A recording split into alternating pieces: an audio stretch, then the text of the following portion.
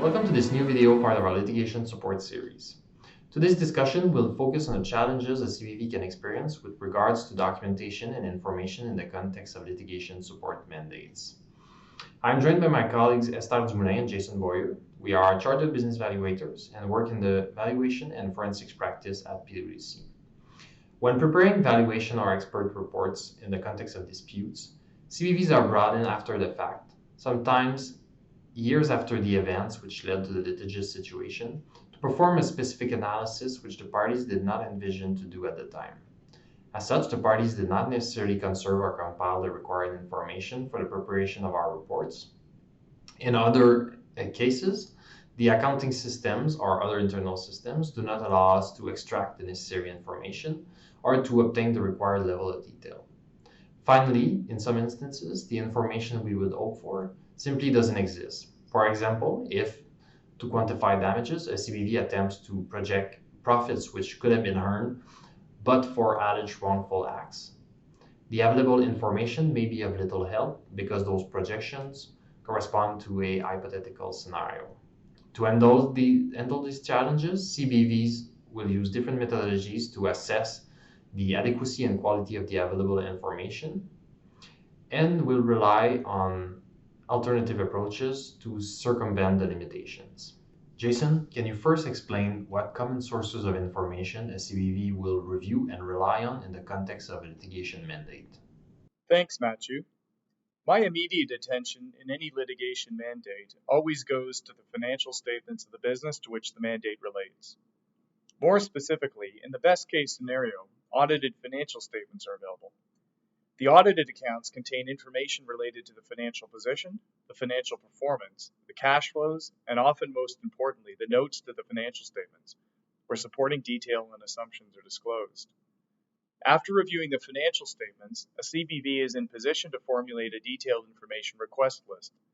This information can include key documents related to the mandate, such as prior valuation reports, financial budgets, shareholder agreements, tax returns, management market studies, details from the general ledger, amongst other items.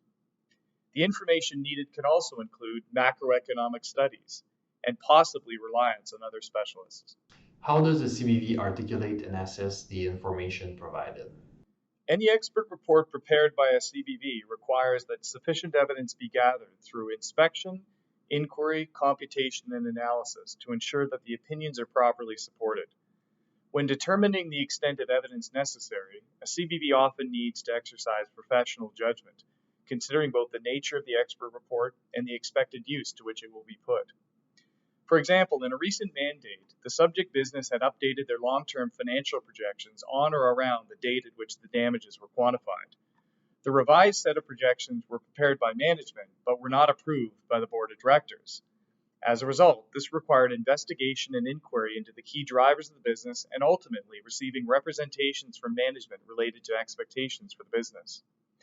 Another example is when audited financial statements are not available, or the information provided is of low quality and cannot be relied upon. In these circumstances, a CBV will need to dive deeper into underlying sources of information and look to corroborate and validate the accuracy of the information provided. Ultimately, to the extent that the information provided is substantially incomplete, a CBV needs to determine if a scope limitation should be disclosed in the expert report. Another potential challenge relates to the sheer volume of data which CBVs have to handle in certain situations. We've been involved in mandates where we've had to analyze millions of transactions. This is more common for certain type of industries, such as trading securities or commodities, or certain categories of disputes like class actions. However, it is becoming more and more prevalent as the quantity of data generated and stored in society as a whole is rapidly increasing. Esther, what challenges does this pose to CBVs? Nowadays, the level of sophistication of clients has greatly evolved to a point where both public and private companies now have access to a large volume of data. As an expert, there are quite a few challenges when navigating in an environment with a high volume of data. Amongst those challenges, the most common are 1. Selecting the relevant data useful for the specific analysis. 2. selecting the appropriate tool, technology, or data analytics expert to manipulate the data, and third, present the output in a way that is easily understandable for the judge or arbitrator and lawyers. Indeed, the greater the volume of data, the more possibilities exist for an expert to analyze and the more complex the extraction and methodologies can become. Mathieu, as a CBV, how have you addressed the issue when involved in a mandate where you had to analyze millions of transactions? In these situations, we will tailor our approach. Common tools like Excel usually won't cut it. CBVs will often use more advanced and powerful tools. It is important for CBVs to have knowledge of those tools, to be able to use them, or to collaborate with other experts to perform the required analysis. Collaboration with data analytic experts or statisticians, when relevant, can be highly beneficial. Regarding complex methodologies, they are great to provide additional insight, but have to be understood by the reader of a report to have any value in the context of litigation. CBVs need to ensure that their analysis do not become black boxes. When using complex methodologies or handling a high volume of data, the expert report has to be drafted in a way that the information becomes digestible even for unsophisticated readers. As such, we will often use examples, figures, illustrative calculations, and references to literature to explain the concepts relied upon, the analysis performed, and the conclusions formulated.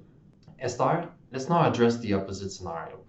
As mentioned earlier, in some instances, for example, when preparing lost profits calculation for scenarios, or when performing analysis which extend into the future, the information that we would wish to have is not available. What approaches do CBVs use to remedy this situation? As litigation and forensics engagements usually involve CBVs after the fact, it is common to deal with situations where the relevant information does not even exist. When these situations arise, CBV experts may consider relying on publicly available information and/or relying on assumptions. Among the publicly available data on which experts can rely, we find as an example data from public companies with comparable activities, available data shared by public organizations, for example, Statistics Canada, Bank of Canada, or industry specialized website, to name a few. Based on the information that the CBV collects from public sources, the expert must exercise professional judgment in order to assess the level of comparability of this data with their specific case, and also in selecting the appropriate assumptions in deriving their conclusions. What are the most important considerations when relying on assumptions? The assumptions on which the calculations are based represent the most critical aspect of the calculations and are subject to the most scrutiny in the context of litigation. These assumptions have to be reassessed throughout the whole engagement process. The CBV must ensure that the assumptions used in the expert report are reasonable and appropriate based on the case facts. These assumptions should also be clearly stated in the report, as well as the procedures followed to assess their reasonableness. Overall, the CBV has to keep in mind that damages must not be speculative in nature.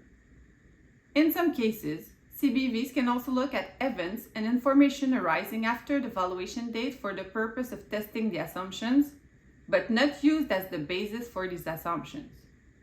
There are times when the information we need is not available and its derivation falls outside of the scope of expertise of CBVs.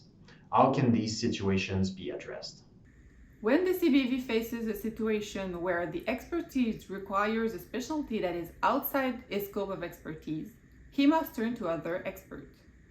For example, in some cases, it may be appropriate to use a real estate appraiser or an engineer.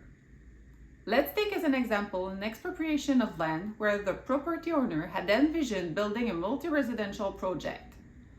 A CBV can be asked to quantify lost profits related to the project which can no longer be completed because of the expropriation. If the land is expropriated when the project was at an early stage, it's unlikely that there is precise documentation to estimate the construction cost or the value of the residential units. In this case, CBVs can collaborate with engineers specialized in the estimate of the construction cost and/or real estate appraisers to estimate the value of the units. Their estimate will feed into the lost profits calculations to mitigate the absence of information that can be obtained from the expropriated party. This completes our quick overview of the challenges related to documentation and information. Thank you, Jason and Esther, for sharing your experience.